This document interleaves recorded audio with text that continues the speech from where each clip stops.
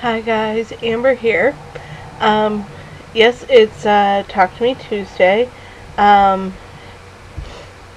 Unfortunately, I don't have anything crafty to show you, and that's because I haven't done anything crafty since I got home from my vacation, and so there's nothing to show you. So instead, I thought I'd bore you with a brief retelling of my adventures. If you watched last week's video, you know that I spent last week in Florida going to the Wizarding World of Harry Potter. And if you notice I sound kind of terrible right now, it's because when I came back to my hometown, I was immediately struck with a nice little sinus gift / allergy something. I don't know. I feel like crap. I would compare it almost to con crud. Because I was around so many people from so many places, but I wasn't close enough to anybody who could have given me anything, if you know what I mean. So, but anyway, last Monday, my mom and I got up at, 0:15. I mean, it was so early. I think I got like maybe 2 hours sleep that night. And we left first thing in the morning out of my hometown and flew to Atlanta, where we waited 3 some hours to go to Orlando. And it was late afternoon by the time we actually got into Florida, and we decided to go over to Wizarding World as soon as we got checked in and got our stuff put down. It is an amazing place. I walked around ready to cry at any moment. It was so well done. It was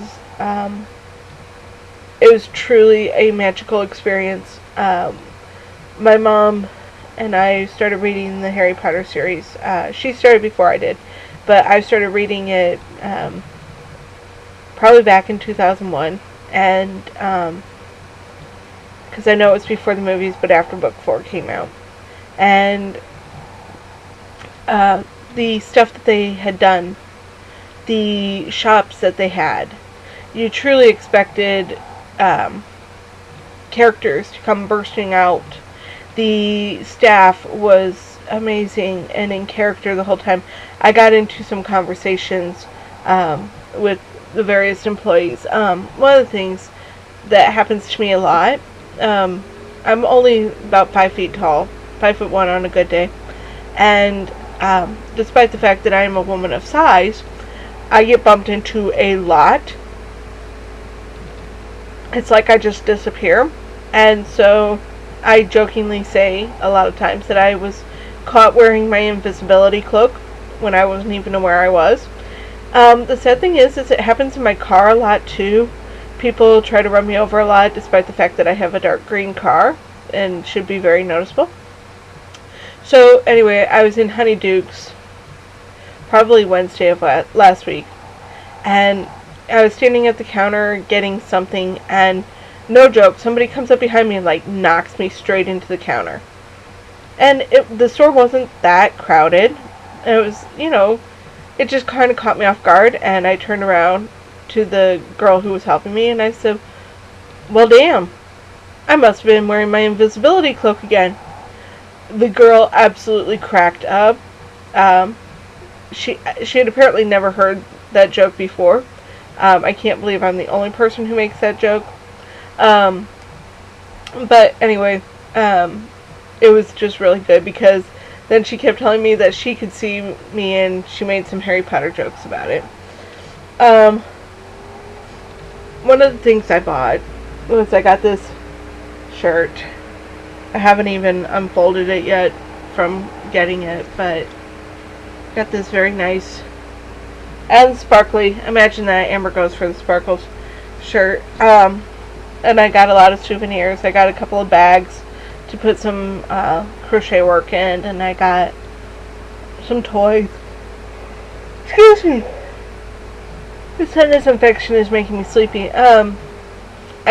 They had all kinds of candy stuff. I actually got a box that says Weasley's Wizarding Wheezies on it, and it opens up and everything. But it's all kind of packed away in the other room over there, and I didn't know what I wanted to show you guys, so I kind of just left it there. So maybe over the next couple weeks you'll get to see more. I did put a few pictures up on Facebook, but I will probably upload some to Flickr in the next few days.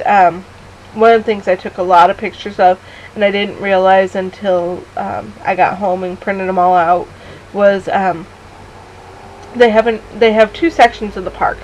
And if you ever get the opportunity to go, make sure you get the Park Hopper Pass so that you can go both to Islands of Adventure and Universal Studios, because you don't want to miss half of the attractions. But you get to ride the Hogwarts Express both ways that way.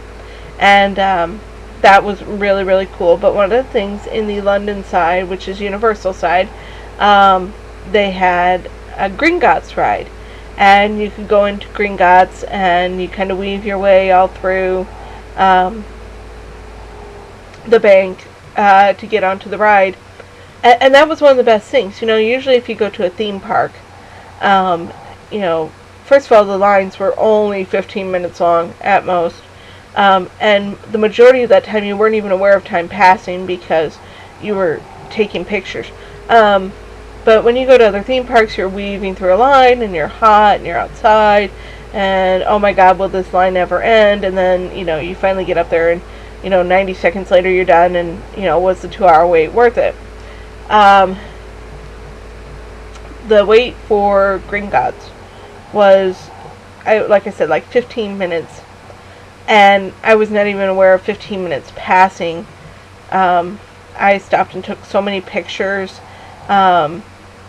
and people around me are all taking pictures, so it's not like people are, you know, waiting and trying to get around me or anything. They had some great animatronics in there. They had some holographic things in there. Gringotts is a 3D ride, which I don't usually do well with 3D because I have glasses, but that was actually pretty decent, and I did not take my Dramamine that day, and I did okay. The food there was, that was almost a disappointment for me, but that's because I'm a picky eater. I like things simple. My running joke in my family is that if a 5-year-old will eat it, I probably will. So the thing that bothered me is, like, there was like three restaurants. There was the 3 Broomsticks, the Hogshead, and the Leaky Cauldron. And the Hogshead was more of a bar, so not really food, but the Leaky Cauldron and the Hogshead both had food.